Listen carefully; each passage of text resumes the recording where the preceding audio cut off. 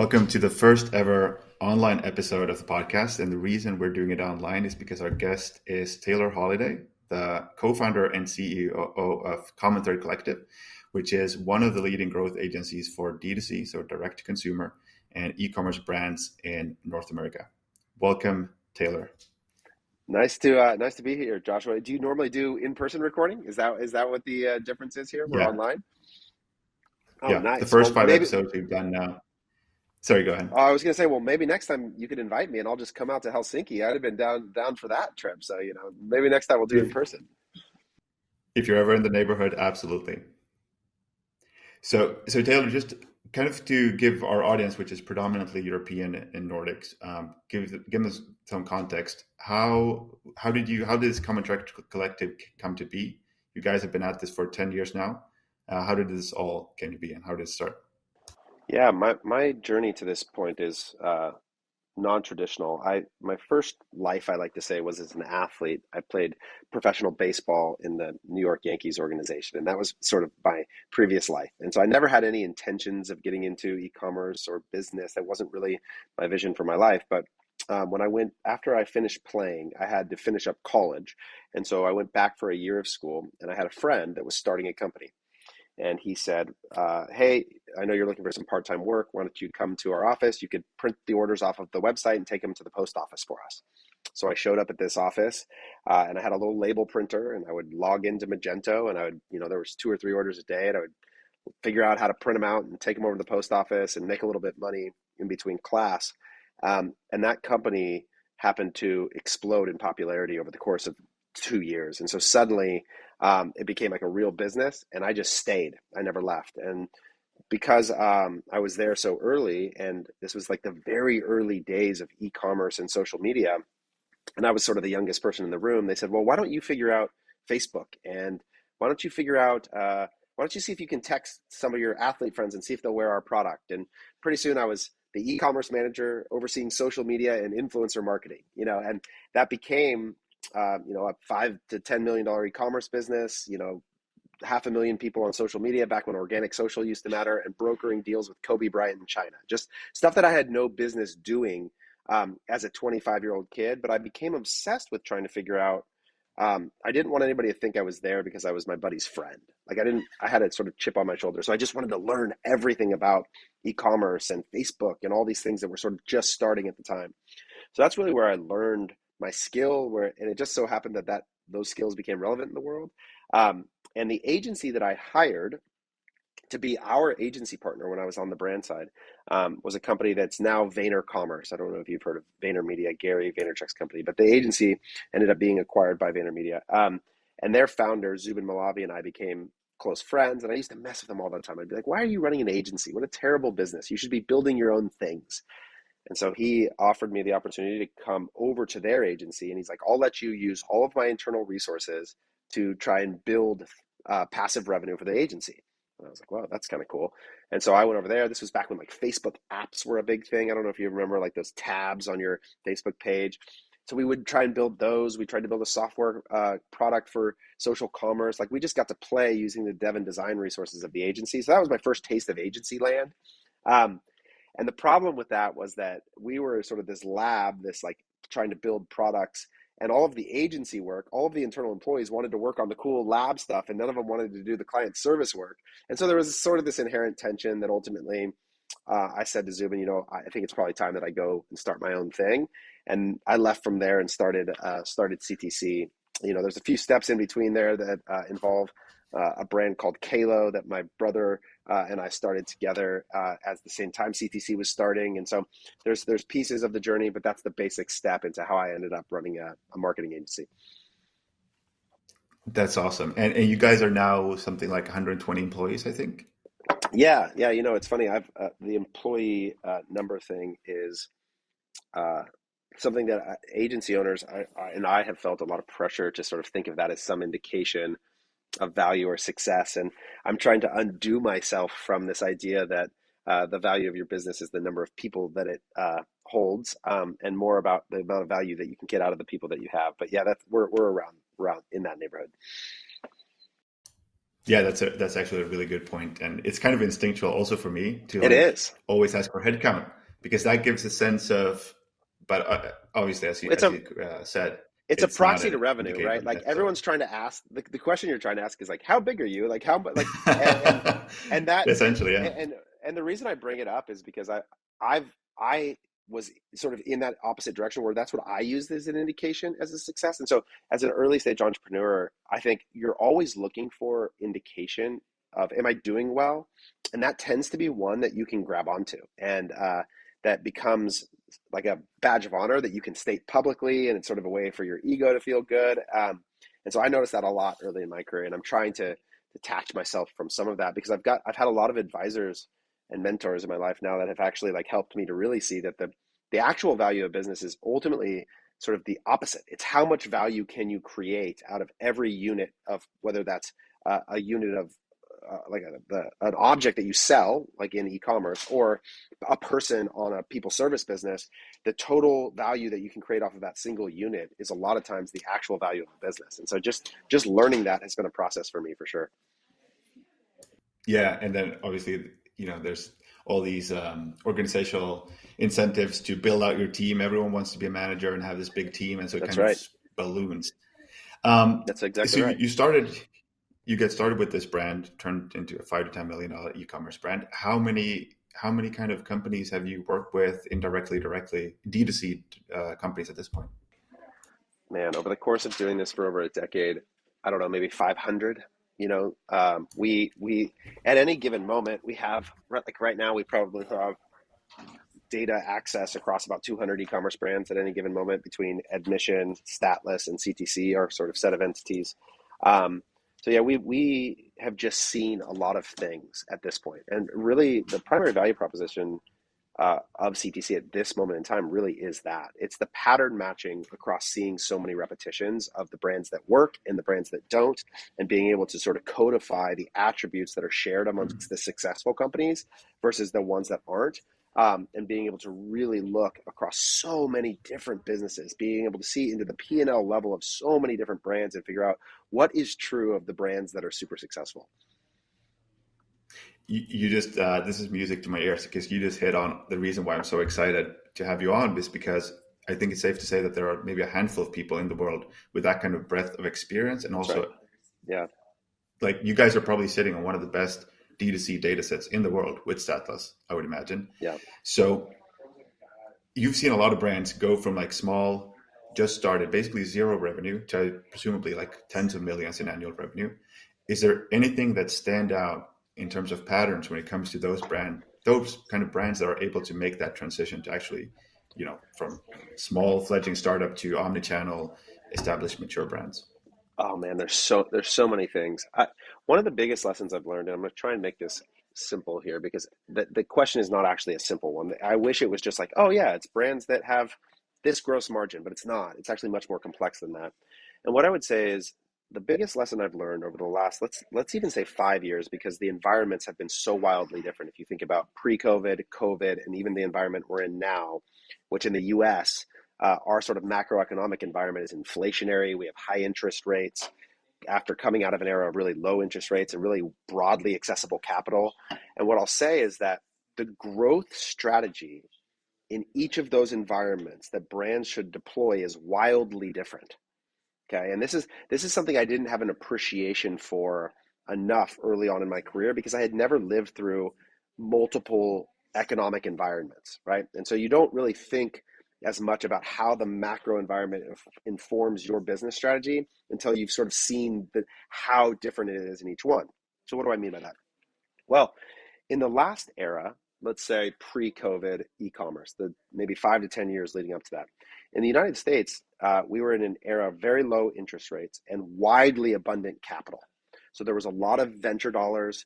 It was easy to get loans and access to cheap capital. And if you think about what that means, is that the obligation of return on investment for cheap money is not that high, right? That we call this in finance the hurdle rate, or the required investment return that would be necessary to warrant investing a dollar. Well, if the cost of capital is zero, meaning that like the interest rate is fundamentally very, very low. People say zero. It's not actually zero, but it's very, very low, right? Well, then investing in paid acquisition at a very low return actually makes financial sense. And so in the US right now, there's a lot of criticism for these brands like, let's use like Allbirds or Peloton or some of these giant companies or Casper or Away or, these giant e-commerce darlings, the flagship brands of D2C, because they've never been profitable. And so their stocks have suffered a lot since going public. But we have to remember as entrepreneurs, like they got there. They won the game. They all got really, really rich. And part of it was that they understood that the environment they were in was one of growth, where top line revenue growth and market taking was really the actual strategy of that moment. And now we're in a very different era where what we're in is an era of high cost of capital, which means brands need to be cash flow positive. They need to be able to generate their own cash. It's harder to get venture dollars. The hurdle rate is higher. And so in each of these environments, what's true about brands and those that are winning is different.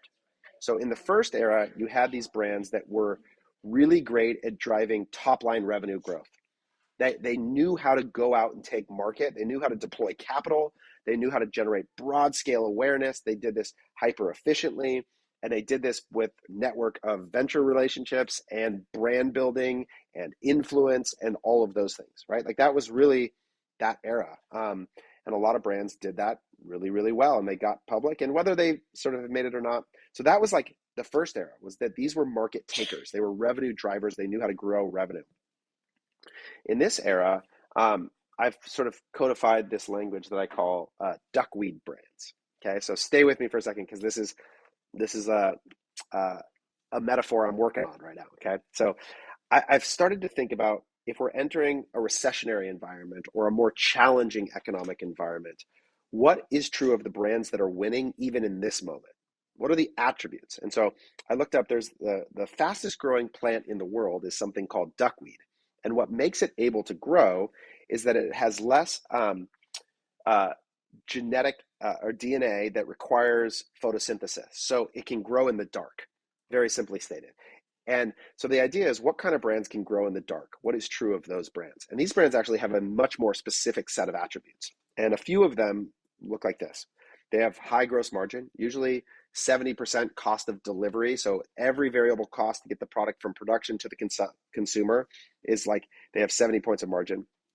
They have low OPEX. So their operating costs as a business, this goes back to our first conversation around number of employees, right? Is sub 25% of revenue. Payroll's usually sub 15% of revenue. So they're able to generate an output efficiently on the labor. That's another thing. The third is that they have high LTV. Their customers come back and they generate incremental value off of their customers. And we would define that as a 30% increase in value in 60 days or 100% increase within a year, right? So that would be the second or another marker. Fourth is that they are able to acquire new customers on a paid basis on first order profitability. So they're first order profitable on new customer acquisition. That means that they have a return on capital of almost 100% in a year. In addition to that, they have diverse traffic sources. They have omnichannel distribution. They usually have tight cash conversion cycles. There's these other sets of attributes that we're working on really publishing and codifying that you're seeing in these brands that are efficient generators of revenue, which is much more of what this era is about. So that was a long answer, but this is something I think is really different over the course of time. You just answered a lot of questions that I didn't even get to ask. That's really interesting. So let's say you're a company that's just starting out. Would you recommend, or let's say you're looking at two startups, like one has this, two D2C startups. One has this amazing product that there's presumably, like, it's a differentiated, innovative product, but Yep. the economics that you just mentioned are not there. Versus the other case where it's like, yeah, the product is like not that special, but all the economics are there. Like, how do you think about balancing? What is actually more Ah, important to be able to do growth? that's such a good question. And my answer would be, don't do either. Like, I think the bar for where I would be willing to commit my life energy would be that it'd have to be both. It'd have to be both. I wouldn't actually want to take on a business problem where I had margin constraints, and especially if it was a direct to consumer business model. It's just, it makes the level of difficulty like 10x. If you're sitting on 50 points of gross margin, the game is just so much harder for you. Unless it's like a subscription product with a really, really disproportionately high LTV, then maybe. But it just makes the game so much harder. And likewise, a commodity, it's a race to zero. Like ultimately, you're going to get undercut by price over and over again. That even though you think you have margin power now, the reality is if your product's not exceptional, you don't actually possess pricing power, and you're going to get commoditized down to zero too. And so in each case, I actually think that one of the things about this next era is that we're going to see some of the best companies of all time in e-commerce get built in this environment because they're now going to be committed to having both amazing product and great unit economics. I think we're going to see products that do both. That's a really good take. I think a lot of people need to hear it because entrepreneurs, you know, it's both good and bad, but tend to be a bit delusional. And Oh, so to we just really totally point are. out All of that us. yeah, Yeah, and you're that's just fighting like gravity if you you're are. yeah. And that's the thing is like delusional is such a good word. And it's funny because the same thing that makes entrepreneurs like have superhero potential, which is that think about how crazy it is to believe that you could take something that doesn't exist and make it a fundamental part of life. Like it is that naivete and delusion and optimism that draws you into entrepreneurship in the first place, right? And you need to pair that then with some semblance of reality that allows you to enable that future. And that's why oftentimes you'll see founders have these sort of like counterbalance skill sets as partners or other things, because you're right. If you believe you can overcome any sort of unit Mhm. economic problem with your optimism, like you're going to eventually run into limitations. And so that it is. Entrepreneurs don't often see their product as objectively as they should. And you've kind of, I think, C2C, at least from my perspective, has done a wonderful job of bringing, let's say, financial literacy to the industry and actually driving home the point that you really need to understand these things. What you just, for instance, mentioned about margins is like how many companies do really understand their margins. Uh, I think I there's a big, large Well, number that because don't. margin. Well, here's the really hard thing about margin, right? Is that it's way more variable than we'd like it to be. So, um, I'll give you an example of things that have the potential to take, even if you, let's say you go into a month, and this just happened in our own brand, Bamboo Earth. Like, even when you deeply understand finance and have a sense of what you're trying to accomplish, and you have really good, clear targets, and you know your unit economics, and you know what can happen is that there's three sort of major things that can cause variation in your gross margin in a way that you can't really anticipate that well. One is discount rate. Okay, so the actual price at which you sell the product over a period of time, people don't always take into consideration that if that sale runs a day longer, or more people bought on that day there's the sale than you anticipated, or there were less full price purchasers, or you made a choice, the number of people that redeemed your welcome offer of 10% discount, like the discount rate on your business is variable. It's never fixed. It's never the same amount every month. And the actual price at which you sell the product is what the gross margin is determined. So a lot of times what I see people do is they say, oh, we have 70 points of margin at the gross sales level, at the MSRP price of the product. But then throughout the month, they're discounting that product, and then they're not taking into consideration what that does to the actual margin compression that it creates, right? So that's one thing that can cause it. The second is variability in return rate, right? You have some product that, depending on the composition of your sales, and this is especially true in industries like apparel, where men's and women's products can be returned at wildly different rates. And so if any given month you sell a bunch more of one SKU than you anticipated, and the return rate's higher than you thought, all of a sudden we're anticipating an 8% return rate and you got a 12% return rate. Well, that's just margin destruction, right? Like, so that's another way. And then the third is just like variation in your supply chain, whether that's where you shipped the product and the cost to ship the product. If, let's say, you're a business that offers free shipping, your shipping cost is variable, and that's margin, destructive in some way.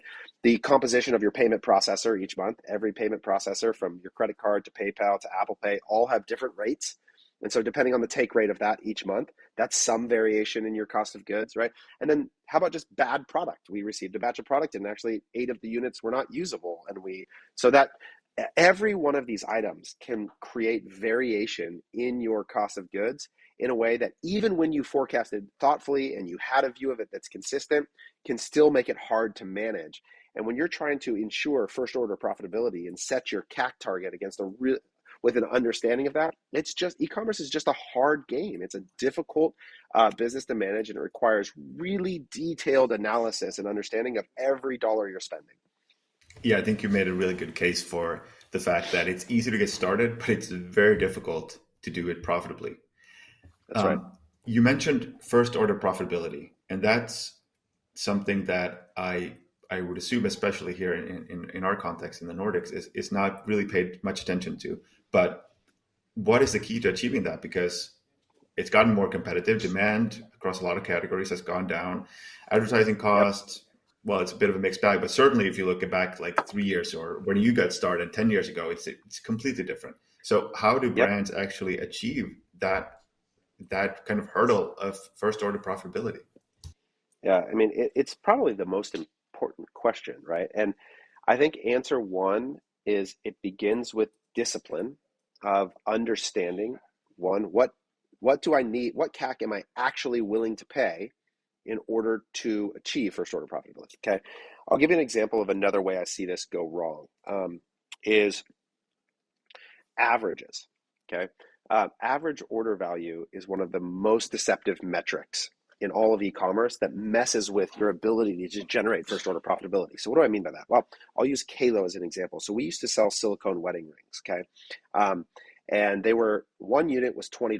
That's what it cost, or that's what the MSRP was to the customer. And so people either bought one ring for themselves or they bought two for them and their spouse. Okay. Well, if one ring's $20 and two rings is $40, what do you think our average order value was? Well, yeah, 30. I'll just Yeah. go in between. Okay. So it was right around $30. But guess what? $30 is actually never an order that actually occurred. It's not an order. Like you couldn't even make the products add up to 30 on the website. So now imagine I go to set my CAC target and I say, okay, well, I want a 2-to-1 ROAS. So I've got a $30 AOV. Oh, so my CAC should be $15. And it's like, well, what that means is that half the orders that you acquire are not profitable and you lose a lot of money. And then half the orders are profitable. So what you actually need is when you sell a single unit, you need a $10 CAC. And when you sell 2 units, you need a $20 CAC. Well, that's really hard to design for if you don't have really disciplined funnels that help to sell specific unit counts, or you don't hold all of them to $10 and you get to this blended number or this average CAC that actually means that most of the time the modal order value, that sale is actually not profitable at all. And so that level, so when I say discipline, it's not just understanding your numbers, like what is my actual gross margin and what can I pay for in CAC?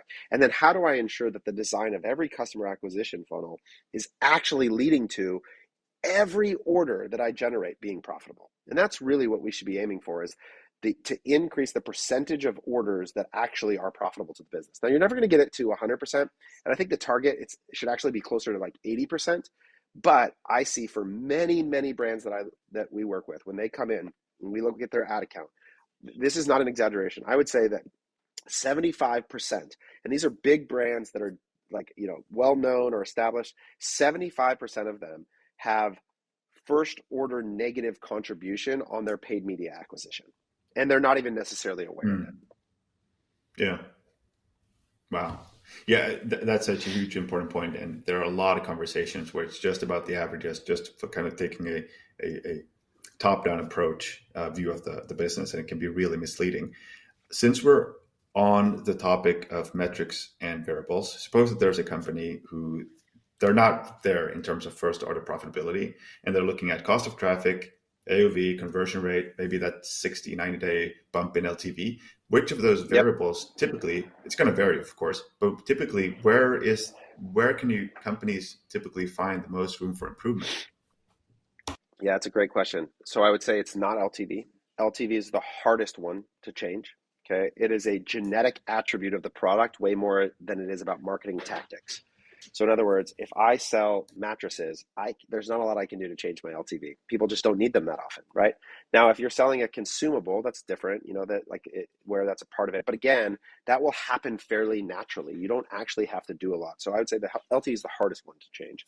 Um, the place I like to go the most, I don't necessarily think of it as the distinction between visitors, conversion rate, average order value, even though that's like an equation that I would want to understand. I would actually break those down in a little further into like CPM times CTR plus like total visits over revenue generated, and then I would look at average order value, but I would look at sort of like a histogram of orders. And really what it all comes down to is what I'm trying to do is about offer design. And that's probably the place that I would start in trying to make an impact. Is that what do I mean by offer design? Well, if you have a set of SKUs, what you sell, and I'm speaking specifically around the ad funnel here, like in terms of paid acquisition, um, I really want to make sure, because that's the biggest threat to your first order profitability, right? Like if you're not running paid advertising, then every order is in theory first order profitable. But we're really talking about paid acquisition. I want to make sure that the offer that I'm selling, so what do I mean by offer? I'll use Bamboo Earth, our skincare brand, as an example of this. We could sell one individual unit. Let's just take our cactus concentrate, which is a skincare product, and it's just one bottle of it. It's $49, and we could try to sell that. Okay, and we've tried that before. We would say, buy this individual product. But nobody's ever really heard of us. We're a fairly small business. It's a pretty expensive product. That's a big ask to take on the first order. And so that offer is very rarely profitable. It's actually really hard to get it to first order profitability, no matter how good the ads are, no matter how good the CRO is, no matter what we do. So what we've had to do is we've had to actually design a mini kit. We had to think, like, we have to get the customer in on a smaller sample size to try it out, to give them a sense that they're going to just try something new here. And so we created a mini kit of all of our products, and we called it the Ultimate Mini Kit. And then the margin on that was actually pretty good. The price point was a little bit lower, and it felt like an entry-level product. And what happened was that when we sold that product, because the replenishment rate on the full price product was actually really long, it lasted a long time, the mini kits were gone really quick. And so between the CAC and margin against the LTV of that offer, it worked. And so all of a sudden we had a way to do it. Now we took it even a step further. We renamed that mini kit to even a more specific customer and angle. We called it the Aging Gracefully Mini Kit. So we knew that there was a subset of the customers that cared about anti-aging. They were the older demographic, and we knew those customers had the higher LTV. So we took the same product, created a new landing page, renamed it, same mini kit, the Aging Gracefully Mini Kit. Now we took ads that drove to that offer that had a very specific value proposition. So we increased CTR by doing that. We increased conversion rate by doing that. And we had a better margin offer along the way. And so that we would call that merchandising the ad account. How do you decide what you sell, why you're selling it, and at what margin you're selling it? And you really want to go, okay, our goal is first order profitability. We want the best 60-day return we can. What funnel can we design that's going to lead to the best outcome? And often that sort of process of what is the offer, what are we selling, and who's it going to matter to, that makes the creative so easy. Once you have that, the creative sort of takes care of itself. That's such a beautiful example and important point, because I feel like the offer is often neglected, or it's seen as something separate, like the product is separate from marketing. And if you Right. think like that, I guess it's safe to say that you're really going to struggle with that, hitting that first order profitability, if you're not That's testing right. when it comes to offer. That's right. That's right. Since we're on the topic of paid acquisition, I think in a video I saw from you not too long ago, you mentioned that if you had a time machine, you'd go back to like 2015, 2016, around that time, Yeah. and Yeah. do one thing: spend more on Facebook ads, because Yes. those were the good old days. Yep. Is there anything you're seeing right now, or is there anything right now that you think we're going to look back at in 3 to 5 years and be like, I wish we had spent more. It was expensive maybe, but we should have spent way more on this channel. Yeah. The point of that message is that price has a tendency, the market price for advertising has a tendency to just move in one direction over time. So it generally only gets more expensive. And so when I reflect on 2016, the mistake that we all made, and this goes back to what I said in the beginning about the brands, that there were some brands that actually didn't make this mistake. They actually spent all the money and claimed all the market and got public and weren't worried about profitability, right? They actually did it right. And that's where I screwed up, is that I was, because we were bootstrapped, because we didn't understand, this is speaking to my Kalo days or other early brand days, we didn't understand the environment that we're in, that this was a market taking environment, and we should have, and this Facebook thing was magic at creating, at acquiring customers, and we should have gone full gas pedal down, and done it all. I think today the challenge with the similar premise is that I believe the same thing is true, which is that I believe that Facebook ads will most likely be more expensive 2 years from now. That the cost of your PPC and search will probably be more expensive. Amazon will be more expensive. Like, these environments tend to, all the profits over time get competed away. So the biggest mistake I see brands make is that um, they assert that their growth over time will involve they act as if the cost of the advertising to fuel that growth will be flat, and it won't be. And so if you look at it and you say, okay, I'm X percent profitable today, the question is, well, what happens if your advertising is 12% more expensive in a year from now? Well, if you don't make some adjustment, it's just marginally destructive. That's it. There's no other way around it. So what I think that brands are usually in one of two positions right now. You're in a position where the price today is actually not profitable for you, and you have problems at the current price. You're actually too far out on the price curve, and you can't go back in that time machine, and the advertising's not working for you, and you need an alternative form of distribution, or you need to right size your unit economics, or you need to lower your OPEX, whatever it is. And I see a lot of that right now, where they've missed the window of profitability, and they need to reconstruct the business. There's a lot of that. But let's pretend like you're not. Let's pretend you're one of those people that is generating first order profitability right now.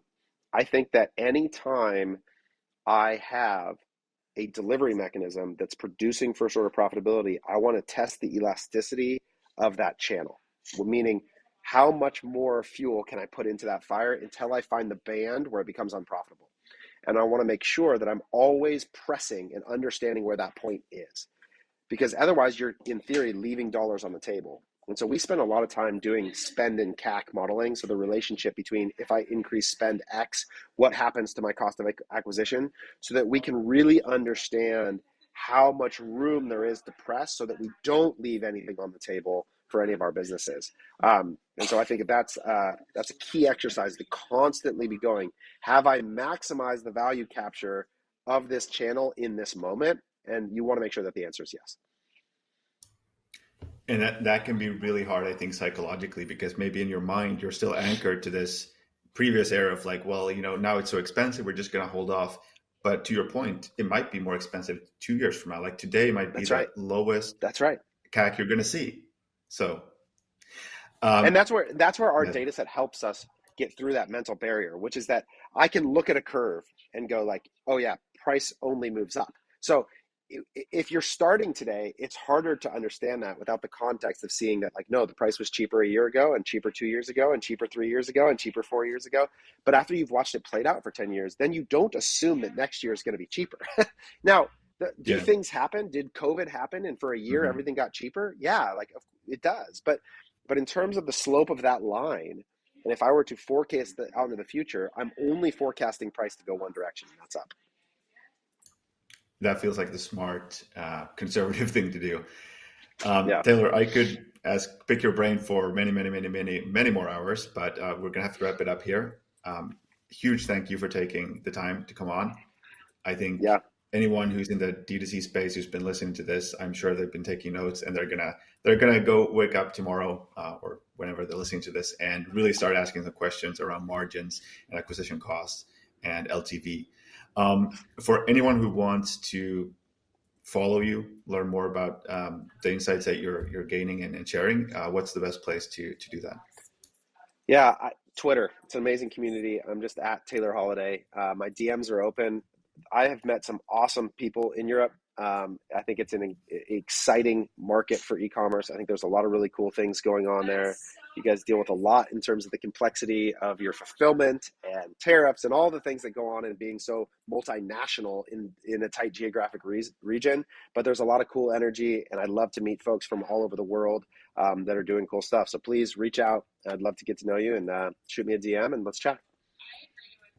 Yeah, I think we have a safe to say we have a long way to go in terms of like fulfillment to catch up with North America, but Yeah, it's hard, man. that's You just deal with a lot. You deal with a lot more complexity when you're yeah, dealing with so many different currencies, so many different languages.